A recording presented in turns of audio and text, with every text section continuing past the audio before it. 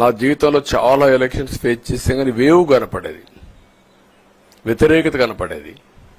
కానీ ఈ ఎలక్షన్లో ఎక్కడో అమెరికాలో ఉండే వ్యక్తి ఒక 5 లక్షలు 10 లక్షలు ఖర్చు పెట్టుకొని నేను రావాలి, ఓటేయాలి, రాష్ట్రం నిలబడాలి, ప్రజలు గెలవాలి అనే ఆవేదనతో వచ్చారు. ఎక్కడో పక్క రాష్ట్రాల్లో ఎక్కడో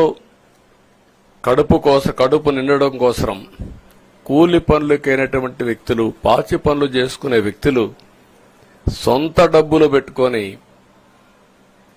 నేరుగా ఇక్కడ రైల్వే స్టేషన్లో చూస్తే, బస్టాండ్లో చూస్తే భోజనం కూడా ప్యాక్ చేసుకొని తీసుకొచ్చి ఇక్కడ భోంచేసి ఓటేసే పరిస్థితికి వచ్చారు. ఈ కమిట్మెంట్ ని ఏ విధంగా వర్ణించాలో నాకైతే అర్థం కాదు. ఏ విధంగా వాళ్ళని అభినందించాలో కూడా అర్థం కాని పరిస్థితి.